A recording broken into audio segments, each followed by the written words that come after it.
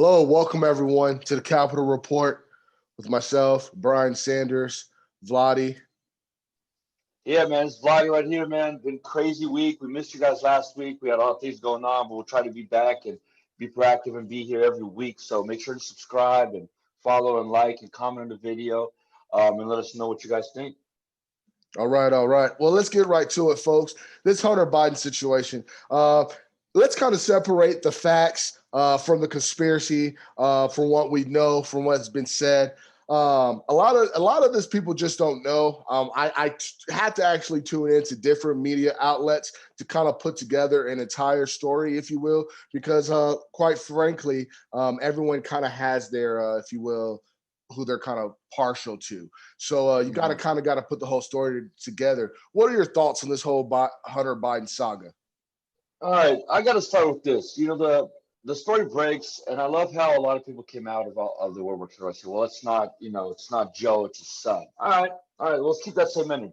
Let's remember the first quarter of 2017 when Don Jr. got subpoenaed by House Democrats because he had a meeting with a Russian lawyer at Trump Tower or whatever. Nothing even happened. No money was transferred. There was nothing that got done. But because he had this meeting with her, they literally wanted to bring him in. It was during the impeachment trial. I remember this. Right? Mm-hmm. So if you're going to impeach Donald Trump for his colleague Zelensky, the Ukrainian president, and then he said, hey, can you guys prosecute? So basically what they impeached him for is he called the Ukrainian president, if you guys remember, Zelensky, and he told Zelensky on the call, please look into yada, yada, Hunter Biden situation with Burisma, the gas company. Right. So now it's coming out that he was actually kind of asking him to do what he should have done because now we're looking at it. So you had Anthony Bobulinski, his name was, who was the CEO of CEFC. That was a Chinese group that came out prior to the debate. And he said, look, I was the CEO. I was the link between the Chinese Communist Party and the Bidens. Mm-hmm. He was the follow, and he gave a bunch of phones, and he said, I'm giving this to the FBI to investigate. Now, we don't have any hard evidence right now, but if you're going to look at, and the crazy part about that was when you said Sinohawk, they're like, what's Sinohawk? It was basically the fund that Hunter had set up. And basically, Hawk, why the second part of the name was Hawk, is because that's Beau Biden's, the late son of Joe, his favorite animal. And Joe's mentioned that before, right? And so you look at this whole picture, what we're looking at is basically you're having a situation where Hunter Biden is using his father's name to get $3.5 million from the Russian billionaire, the richest female Russian. Her husband was the former mayor of Moscow, mind you. You have him sitting on the gas company's board of directors, bringing in $81,000 a month. Some say it was 55. I've heard reports that go all the way up to 151. I've heard up to about 200. So they're from 50 to 20,000. The dude's making a killer amount of money. Let's put it killer amount of money in a sector he's never been a part of. Yes. Right after he just got, and you got to mind, he just got kicked out of the military at this time for cocaine use. So he gets kicked out with no resume. He gets a job on board of directors over here. Well, we know why. We know why. We know it's his name. That type of deal. Yes. So what's the interesting part is where it gets kind of weird here is when you're looking at the fact that in the messages, alleged emails, it shows that he's holding 10% for Joe Biden, the big guy, right? And that's what Anthony Bobulinski said, that the big guy was Joe Biden. And that's what's tricky. How much do we know Joe Biden knew about this, and how much besides his last name did he have influence on Hunter's dealings? That's where I think that everyone's trying to put those little pieces together without getting to, I guess you could say conspiracy minded, I guess, if you will. Yeah, we don't have, obviously we don't have any hardcore evidence that happened. We have the emails, we have the word of the hard drive. Right. Hey, you could say Anthony Bobulinski just mad because they ended up firing him or whatever. I think, they just disagree with the way the fund was going and they separated ways. Sure. You could say, hey, Anthony Bobulinski is a bad player and he's just making his shit up. He did give his phones to the FBI. He's only voted a few times in his life and donated money a few times in his life, and it's all been to Democrats. So you can't say he's some kind of a Trumper either. Sure, yeah, right? yeah. So we look at this whole, and it gets messy. But I guess the question comes down to this: do we know if there's anything else on Hunter? Do we know if there's anything else on Joe? But I guess it's just scary in the fact that what if there is some kind of China or one of these countries have a power play? Do they have a hold on these people now? Is there going to be policy decisions going on in the future? Because that's like you got to think. This is why that we had that whole Russia thing This going is on kind with of where Trump. it started. This type of situation, exactly. But with Trump, none of this evidence was there. If Trump had half of this That's list, what they were trying to put together. That's what they were trying to put yeah, together and accuse but of. they Yeah, were trying to, but they just didn't have it, right? They didn't have it. So you're going to spend $37 million investigating Trump, found nothing, and then you have the New York Post come out and drop these bombshells without no investigation. that's wild. Yeah, And so it comes down to the points like, and Hunter hasn't denied it, and the Biden team has not denied any of this. They've said, oh, it could be registration, but they have not denied this is their emails, right? So it comes down to the same thing, man. You guys have been attacking this side for these three countries, Ukraine, China, Russia, and it happens all three countries have been on this side's pocket, man. And hey, I'm not, and I don't think it's fair to go after dudes' drug use if it has nothing to do with policy. sure. But Yeah, there is a question of what information did you sell? How much did Joe know? And we won't know any of that at least for a while. I mean, I don't think we're going to get any of those hardcore details of by the course. election There's time. probably parts of the hard drive and emails that we still don't know about. They're just not It might exposed. take months to uncover and Yeah, decode, and absolutely. they're not idiots. They're probably using code words like anybody else would, right? They're not going to be using like, "Hey, Joe's coming to this meeting." They're probably going to use Joe's going to be called water bottle or whatever. They're not idiots, So they're going to try to, even if the emails are there, it would take I think months, weeks, maybe years to decode some of the stuff. If these guys are somewhat, good at what they do. But at the end of the day, what is not looking good, no matter what, is the fact that you were taking care of your family using your office.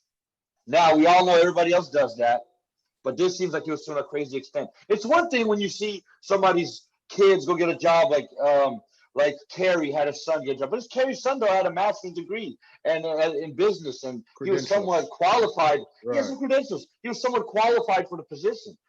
Hunter's not qualified in any way, shape, or form. He's not educated. He was kicked out of the military for drug abuse. True. He's never got clean. He's still using it. So it's a different story when you're giving somebody that has these issues this sort of influence. So and we saw that the debate, and we can move into the debate. I mean, I don't know what else can we say about this except that it's shady. It's not going to help Biden in the election.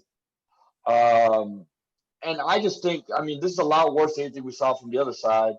Trump had what did Trump have? Trump had the Chinese bank account that was open from 2013, and he closed it late 2015.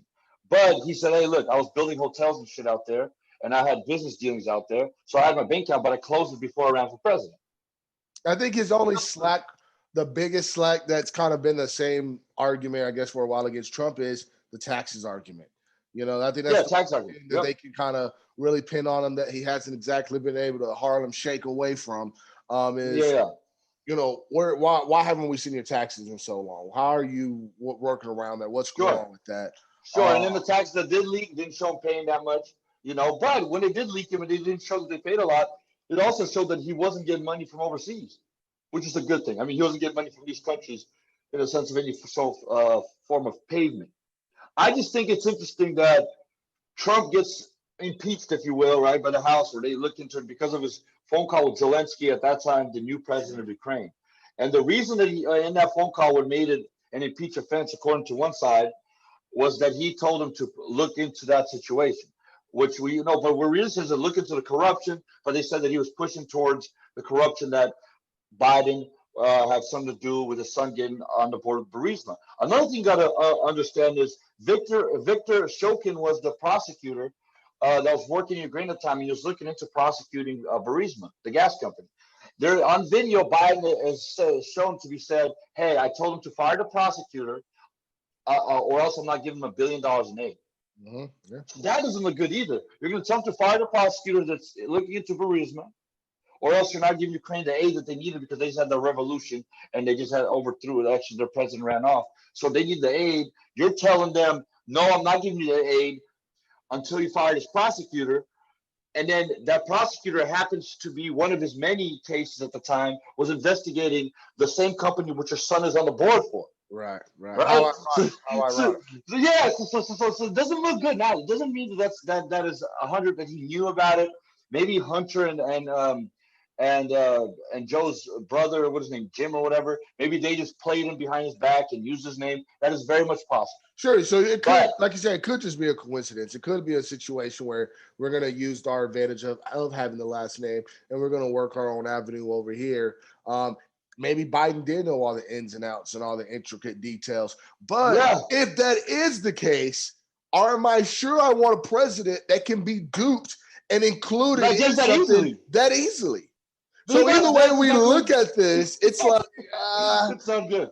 It's not too good, bro. It's not too good. And we're talking about Ukraine, the poorest GDP per capita in all of Europe. Even now, officially, it used to be the country I was born in, Moldova. Now it's Ukraine. They're nobodies. So if you can get got by this bum of a country, I'm not saying they're bums. I have a lot of Ukrainian friends, but I'm saying if you can get got by a country like this, what do you think China can do to you?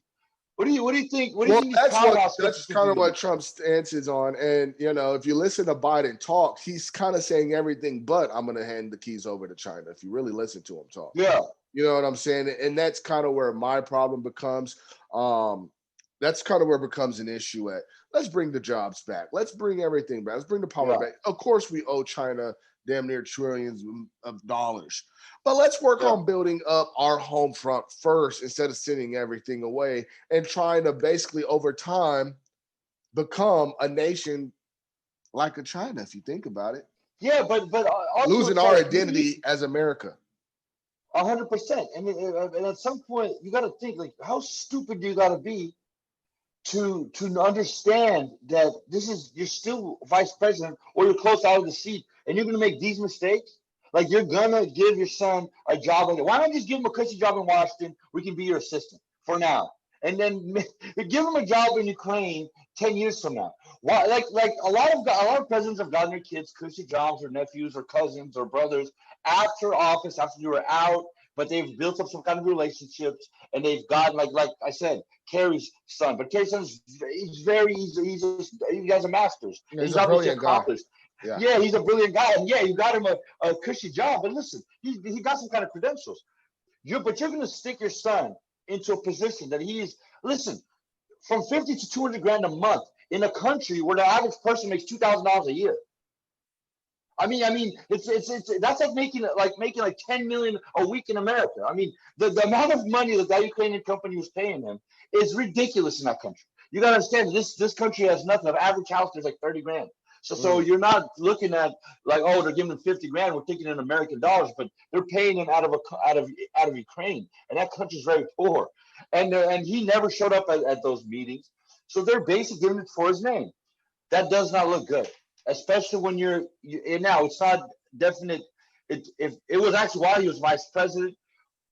So you're looking at this thing. Even if he didn't know about it, he was the guy that was ahead of Ukraine at the time. Joe was. And if you don't know that, I can't trust you as a leader. That's what I'm saying. We're right over your head. We're right. And if you know that, you're just corrupt. So either or, it doesn't look good for him. And that's got in that situation. We're going to see more and more come out in these days by days. I feel like I don't know if I like the strategy on the side of Trump's campaign. I feel like they've had this probably for the last month or 2 months, and they strategically thought, let's plant this before the last debate. I think they did that, and I don't know if I like that strategy because I think first of all, a lot of people have already voted. That's what I was going to say. That was going to be my next point. Go ahead. Second thing is, do we have enough time to really process this and register it and try to understand this information? I don't think we do. I don't know enough about it yet. And another thing is, you're going to get the FBI these files and you're push the FBI to give you an answer. Well, I don't think they have enough time. We have like 10 days less than 2 weeks until the election. So I don't like it. I don't know if a timing on their behalf is very smart on this. They should have dumped this info out much earlier. I think because I think they were initially the ones through back channels somehow to feed the New York Post that and New York Post like, oh look, we got this information. But I believe the Trump team had this in their pocket for months now. They're just waiting for the right time. And I mean, you make a good point, but I think if I'm Trump, I almost look, if I'm his camp, I might look at this like icing on the cake or the final checkmate, if you will. Let's be honest. I think it's like 40 million people have already voted. I don't this debate or anything really, unless it's just catastrophic that comes out from here now, it's not changing any minds. And I really don't even think it's going to change the tide, really. People knew already, even before the first debate, really. I think people kind of tuned to that first debate, kind of see where everything was at. But neither one of these really swayed. Now, have heard a few people recently. I posted a couple of YouTube videos on my page that people saying, hey, I was voting for Biden, and then they changed their mind within the last month and they're going the other way. So, I mean, I'm not going to be naive and say nobody's switching up at this last minute, but for the most part, as the numbers already show, people kind of already know who they want as their next president. And to piggyback off of that, there was actually an interesting thing I was reading today that one of the biggest search things at the end of yesterday's debate was, can I change my vote? And it was mostly Pennsylvania. Why? Let's get into the debate part, and that's when Biden said he's going to get away out of the basic gas and the oil industry. When he said he's going to do it with fracking. They're big in oil in Philly, and I mean in Pennsylvania. Well, yeah, Pennsylvania, Texas. Well, Texas, I think is going to go Trump regardless. But like Pennsylvania is the big one. What's funny is I do want to bring. I was talking to my buddy from Florida yesterday, and we've always taken Florida as an absolute Republic state. It's always been. Oh, that's 50-50. Well, right now, dude, it's a purple state, kind of like Texas is. I'm seeing you got the purple on. Folks don't know which way to go. Well, Florida's historically been very close. I mean, it's always like within 2-3%. I think that's going to be very close. I think regardless of the election, it's going to be close. And if we look at what happened in the debate, I think they both. Obviously, I think Kristen Walker, whatever the hell her last name is, I think she did a great job. Sure. Minus outside of her North Korea question, which I think was stupid as fuck. It was a little out of left field. No, but if you're going to bring up a foreign policy question, I think the last country on the planet that we've been focused on is North Korea. I mean, when's the last time we even had a discussion about North Korea for like 2 years? I thought we had. Where did they come from? That. Yeah, she didn't bring up the Israel. She didn't bring up Sudan, the UAE. She didn't bring up Saudi Arabia. She didn't bring up Russia. She didn't bring up China. She didn't bring up anybody relevant. She's like North Korea. I was like, so outside of that question, which caught me off guard, I was like, why North Korea? What the hell do they have to do with anything? Outside of that question, I think she did a really good job of keeping the balance on both sides. You like the mute? Good follow-up questions. Well, they didn't really need to use it. I guess both guys didn't want to get muted. So they actually followed the damn list. Noticed that. I was watching to see who would be muted first and how often. Yeah, I had my money on that Trump was going to get muted first because he likes the DCL. But I guess his team got to him and said, listen, you don't want to look stupid, so don't. So that little thing created actually a decent dialogue. So we heard both the answers. And Trump actually looked really decent debating this time. He was just yelling. I mean, he gave off good points. He gave off some good points.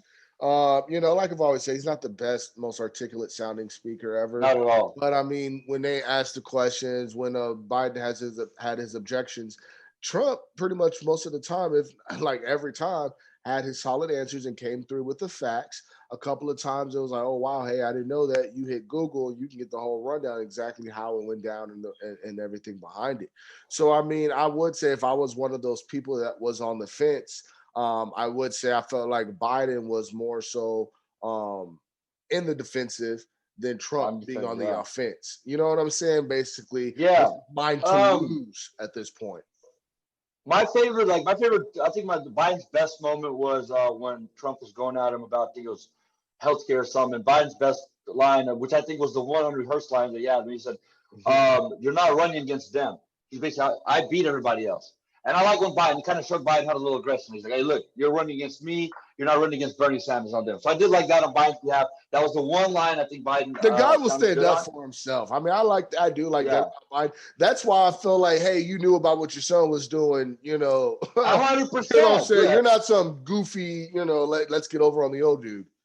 But I like with Trump, what he did, and I think he should been hammering on this from day one. He said, listen, you've been here for 47 years. Right. well, you're gonna fix everything now? Right. Where have you been this whole time? And I think Biden's biggest mistake to that question was when he started throwing Obama under the bus out of nowhere. I'm like, dude, Obama made you. He said, oh, it's gonna be Biden care, not Obamacare. He's brought that up. And then they were talking about immigration. And I remember Trump was saying something about, oh, well, you guys have the cages. Why didn't you guys fix the immigration system? He's like, well, I was a vice president. Oh, so you're blaming it on Obama. So I was like, Biden, your biggest core And voter, Obama was out Obama today. voter. Obama was out today. And Obama's running for you, doing shit for you. Today And was, you're yeah. down here and you're throwing him under the bus and then reversing and running back over him. So I didn't like that he did that because I was like, dude, Obama's the best part of your legacy.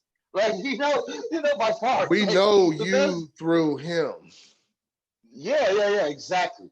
I like that, Trump brought up his I mean, what I don't like about Trump is he always says these generic lines, which are like Iron, like I've done the most for black people since Abraham Lincoln.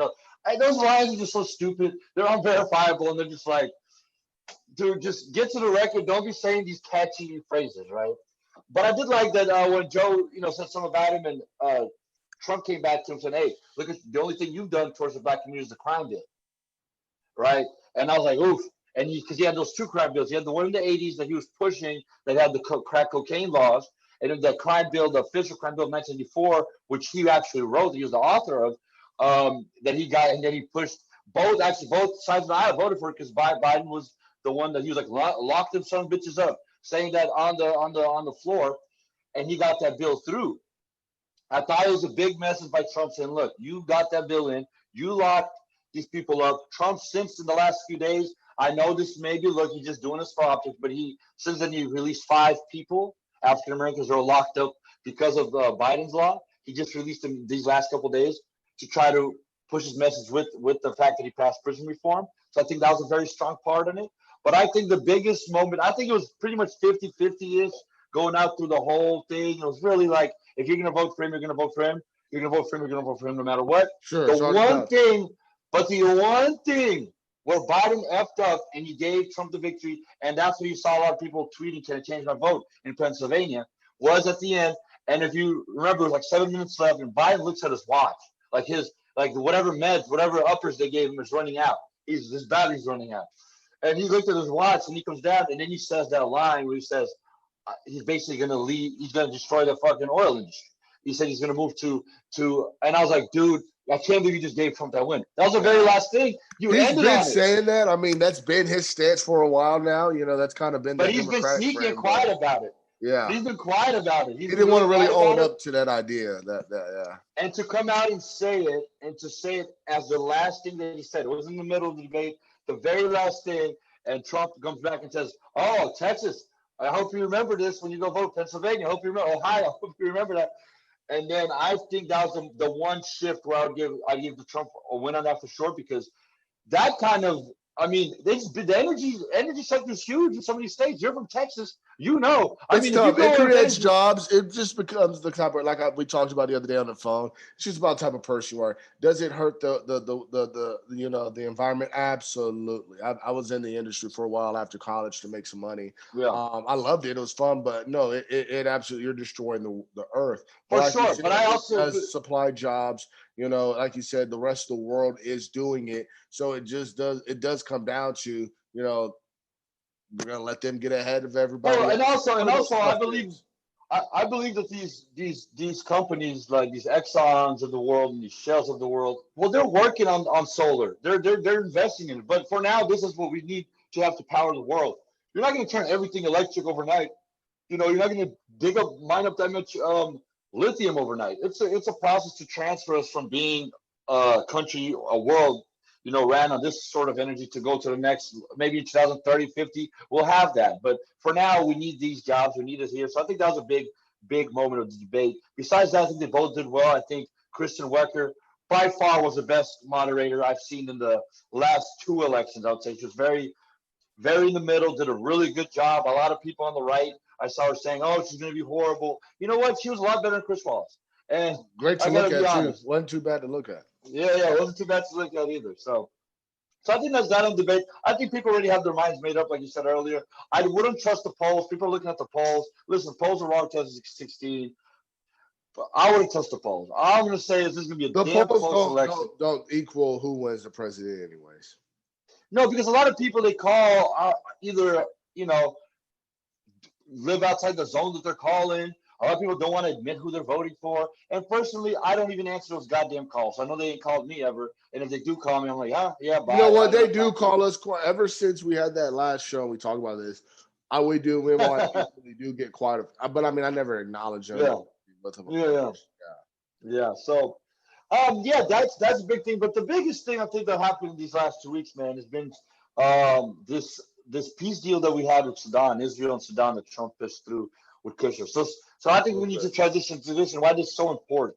People don't realize that it's been 25 years since there's been any kind of peace deal between Israel and any of the big Middle Eastern countries. So just in the last couple of weeks, we've had Bahrain, UAE, and now Sudan that have all signed on to these peace agreements. And why that's important? First of all, flight restrictions. So if I'm living in Israel, if I'm living in Jerusalem or Tel Aviv, now I can fly straight to Sudan and visit family. Or not even that, I can fly over because for the last 20 some years, you have to fly all the way around. So if I'm trying to go, just to the other side of that area, I have to fly all the way around and take these long routes. Now I can run right across. Why else is important? Trade. Now you can have businesses, entrepreneurs between each other. Now I can go fly and do business with the Sudan, do business with Bahrain, and that's going to bring a lot of jobs for those people down there. It's going to stop wars, proxy wars that we've been having. Illegal trade down there from drugs, etc. Basically, their version of cartels, terrorists. That's going to be shut down. And I think the most important point of that is I think that a couple more of these deals, and we're going to be able to see that we're going to bring in Iran to the picture because we need to get Iran to sign a deal and just end this whole. The fact that we got these three done is, I didn't think I was going to see this in my lifetime. I did not think that Israel was going to sign because it's been such a mess situation since I've been reading about it. It's forever. These wars go back thousands of years. These religious wars, they go back thousands of the Sunnis, the Shias, the Hutus, the Tutsis, the Muslims versus the Israelis. Just overall, like these groups of people have been fighting for thousands of years. So to see them sit down, shake hands, and say, "Listen, actually, you know what? Let's just work together. Let's agree to disagree." It's amazing. Now that you bring that up, I was reading the Jerusalem Post earlier, and they were talking about how the Muslim countries are literally in a diplomatic state now, where they're doing trade and relations with the state of Israel. So it's just like it's obviously a new day. It's new time. Of course, you can say this was a long time coming, or it was building up to this, whatever you want to say. But we have to look at Trump to say, hey, this is who got it done. So not only can we look at what this guy is doing on the home front, but let's bring up more. Let's tap into what the foreign policy means. This is what keeps us out of the wars, I should say. And on top of that, instead of paying them money like the last administration paid Iran, the Iran nuclear deal that Trump ended up cutting, he got Sudan to fork up $230 million to victims of terrorism in America. So Sudan is not just signing a deal in peace; they're also forking up $230 million to Trump to give to people that were affected by the terrorist attacks. They're American on American soil, which is huge. They're admitting that they were wrong. They're signing a deal with Israel. They're getting together. If the fact that the mainstream news hasn't been talking about, so I know it's election time and that's important, but this is literally a generational. Well, this is a part of it. This should be included in. You know what I'm saying? Like this should be right on the. So this is my issue. Kristen Wecker brings up goddamn North Korea as her one foreign policy topic. Like for what? What is North Korea even relevant right now? And this this all just came to a conclusion. This just happened. You think this would be the issue she would say? Because I personally would love to know what Biden would say. Like, how are you going to continue on this? How are you going to build on this? He wants to reset the whole idea of foreign policy with this whole America first. And that's why I want to dive in, to if I could talk to Biden, what is that exactly? What do you mean? And how do you plan to approach that? Because from it sounds like to a lot of us, is you kind of just plan to hand the keys of America over to other countries, preferably China. So when Trump says America first, from what I've seen, he just basically says, look, I hate anybody. Hey, if I was them, I'd rip us off too. I remember he kept saying that about China. Hey, if I was President Xi, I'd be taking advantage. His job is to take care of China. My job is to take care of America. What I do like is they say, hey, look, I don't want any new wars. I don't think we need, if we can get more of these deals signed, we're going to be more prosperous. Because you got to think, we're not doing a lot of trade. Like, we're doing no trade with Iran right now. We're, as America, because we have the sanctions against them. So we're literally, for American companies cannot sell to Iran right now, majority of them, because of the sanctions that we sell. Biden said he would rejoin. Rejoin that. The Now you're island rejoining that, and then they see that, okay, now we're getting money, so now we're gonna go start bombing Israelis allies again. So the reason we're not doing that is because we don't want them to start. We're kind of punishing them right now, right? So what Trump's been saying is like, look, I'm trying to choke them out, get everybody else to sign a peace deal with me, and force them to the table. And when they come to the table, I will say, fine, here, I'm gonna take all the sanctions off. You go on and hey, let's be peaceful. Peace Kumbaya. ways, yeah. Part ways, Kumbaya. yeah. And I understand this. See, I understand this because now I see a couple things that fall into place. Sudan, UAE, Bahrain. I see these regions come into place. I haven't heard what Biden's plans, like at all, because it can't be what Obama was doing. I'm sorry. Hey, if people out here, if you like Obama, nothing against him. What I do have against him is 1,000 drone strikes in that region. The Iran nuclear deal. I mean, the Middle East was a catastrophe under the last administration with ISIS growing, the drone strikes. I like this way of approaching it better. Strangle them with sanctions, strangle the shit out of them. Don't allow food in there. Don't allow water in there until these guys say fine, and they sign these deals. They sign these deals, you bring them to the table, then you let them prosper. The moment they prosper and you give them aid because they sign a deal with you, the other country's like, fuck it, let's sign too, because look how much money they're making. If we're going to keep getting sanctioned, but look, if we do sign the deal, look how much money these guys are making. They got trade coming in. They're selling their pots. They're selling their pans. They're selling their chairs. They're selling their tables. Whatever it is that you can provide as a person from that country, you can now officially put a thing on it and send it overseas. Throw it on Etsy. You know, it don't matter.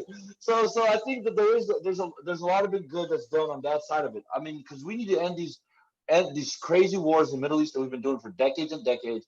And I mean, this is the first administration, like them or not, give them props, to not start a new war in 39 years. It's been 39 years that we haven't started a new one. But let me ask you though, I read a poll today. I don't know if I mentioned you, I might have mentioned this earlier. I read a poll today that said foreign policy actually ranks amongst the least important of voters. You know what I'm saying, for the election. Why is that? Yeah. Why?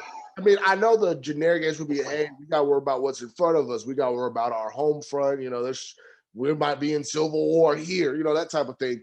Why is it overall that Americans don't see foreign policy important? It's fucking complicated, man, because it's fucking complicated. I mean, just to even understand like the Sudan and Israel peace deal, you got to sit down and read through this shit, and you're like, just that one part, that right. country. Then you got to read to how that affects the UAE, and that's just the Middle East. And you go to why is Iran different from them? That is complex. Then you go look into the Eastern Bloc and how is Russia and Ukraine different foreign policy wise. Then you look at Japan and you look at South Korea versus North Korea versus Singapore versus China. Your mind is overwhelmed by all the information, right. and it's just too complicated for people to wrap their. It's too complex for me. You know, I'm not no foreign policy expert. I do as much as I do the best I can by reading about it and trying to understand the history behind it. But to understand the foreign policy of this year, you have to understand what the region has gone through for the last 3 decades, 4 decades in some of these cases.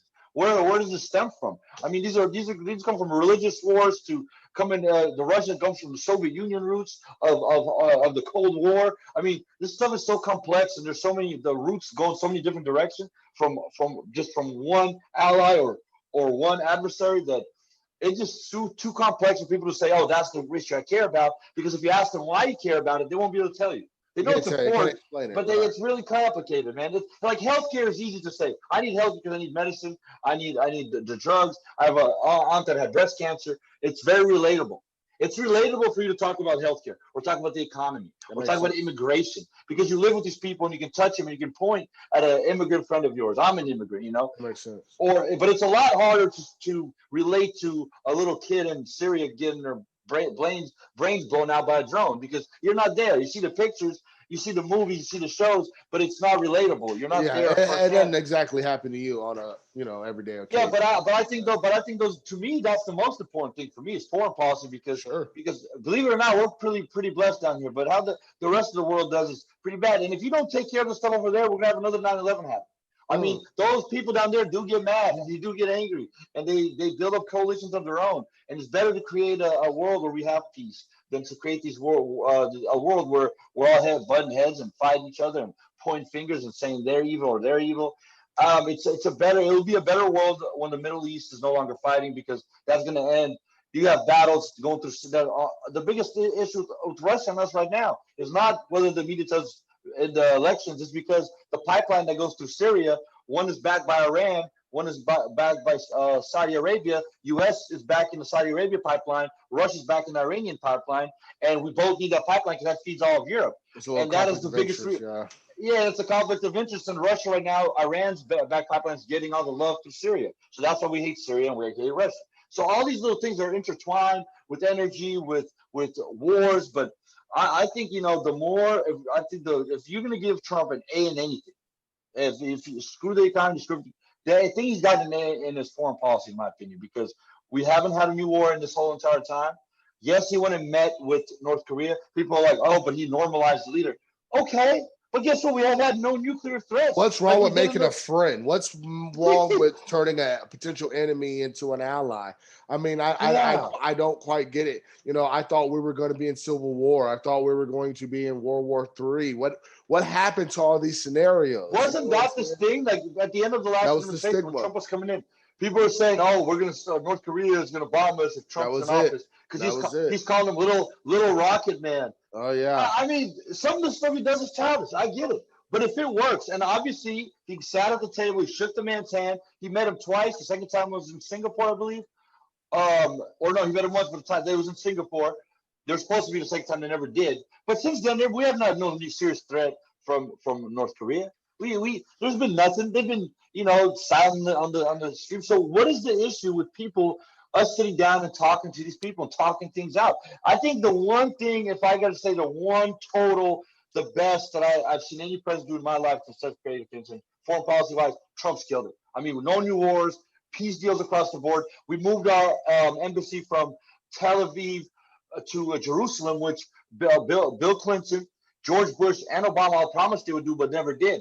Why is that important? Well, because it says that land near Palestine is now Israel's land, so back the F up. And when people say, well, who are you to say that's their land? Well, you guys have a holy war going on, right? Well, Jerusalem's not mentioned once in the Quran, but it's answered thousands of times if the Jewish people open their book up. So I mean, so at that point, he's built the right barriers.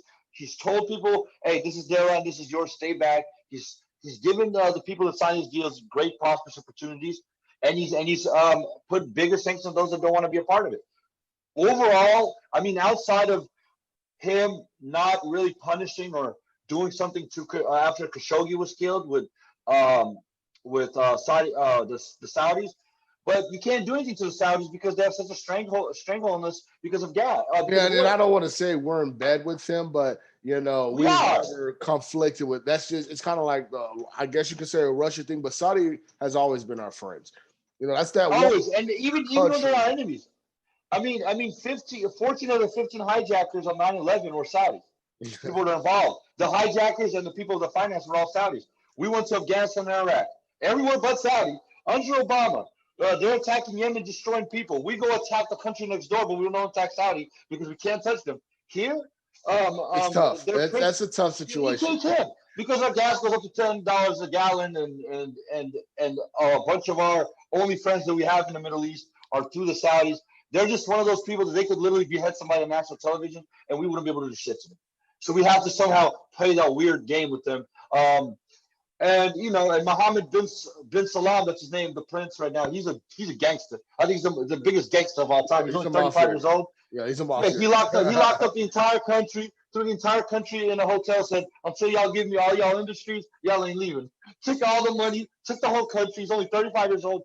That dude's a dude to watch out for. Mohammed bin MBS, they call him. Mohammed bin Salam. That guy's But yeah, anyways. That region's looking a lot better today than it was 4 years ago, than it was 8 years ago, than it was 12 years ago, than it was 20 years ago. The region looks a lot more stable. There's the proxy wars are down as much. Unfortunately, what's happened though, if you see, ISIS has really noticed that what's happening, and they've moved to Africa. So a lot of the shit that we've been seeing that was happening in the Middle East for the last 15, 20 years, you're going to start seeing it happening in Africa. It already is. It's already what part of Africa? Because the Middle East is technically like Northeast Africa.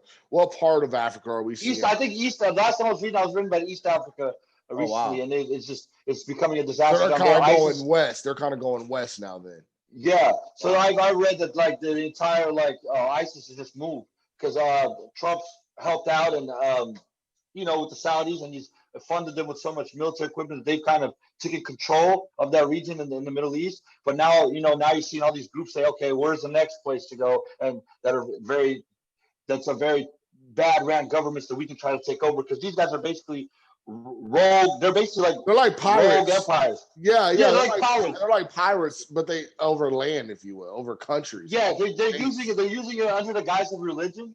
But it's really like, let's come here, let's take all the land, let's enslave these people, let's take their resources, let's take the heroin, let's take the. I need to know who's backing these guys.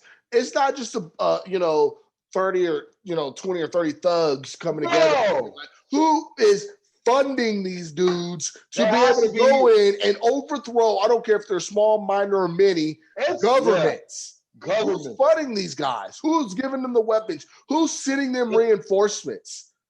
It's oil money. It's It's the arms trade. I mean, there's obviously intelligence people involved.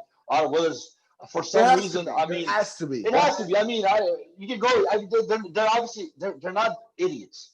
I mean, these people are, whoever runs these organizations. These are oiled machines. I mean, they're not just showing up at your door and saying, "Oh, we're taking over." No, they have plans. They infiltrate you from different sides. They hit you economically. They were running the whole oil and gas industry for a minute in the Middle East until we kind of took them out of power. But that's why they're going down to Africa. And now, next thing you see, they're going to be running the diamonds and the minerals and the lithium. They're going to be taking over those industries. No, we won't let them touch our diamonds. Yeah. Well, I'm hoping that our cell phones, the essence of our cell phones come from Africa. You know what I'm saying? That is a big thing, like the lithium. So you're going to see once you have stability, you have no space. You have no space. You have no way for these groups to grow. There's no way I will, if I have a job and I have a society that I'm living in that's safe, why would I join the caliphate? Why would I join ISIS? They go to places that they can find young men and young women who will say, shit, I'm not getting anything here. I'd rather work for $1 a day for these guys, and I will work for them. What's funny is they recruit a lot of young people from America. I remember a couple of years ago, they were getting, I saw like a blonde 19-year-old girl. From the UK. And from UK. And then there was one from Michigan, because she was not too far from where my wife's people stay. I was like, what? Yeah, they get those people that are like anti-America, brainwashed. Yeah. But majority of people that are recruiters, they go to these war-torn places, or they go to these destable countries, and they say, look, I'm going to give you guys a job. I'm going to give you guys, you worship our God, and you guys, we're going to give you jobs. They take over entire industries. And they're basically, they're opportunists. And if you have a stable government, they can't grow. So they have to go somewhere there's no stability. And that's why you see them leaving. You know who they sound like? They sound like the original, I won't say the original Americans. I'm going to say the Columbus and his folks. Yeah. And it's funny because I Googled, and I didn't mean to do anything about it, but I did the etymology of the word state. And it literally means when a foreign group come in and take over either by threat or by force with a military organized organized military. And so you can apply that. ISIS is the Islamic State. ISIS is the Islamic State. So that's what I'm saying. Like, that's what they're doing is no different than how we have America today, how countries all over the world. But that's how every country that's And I'm not taking up for them. I'm not, trying to be an supporter at all. No. But it is funny. It is funny.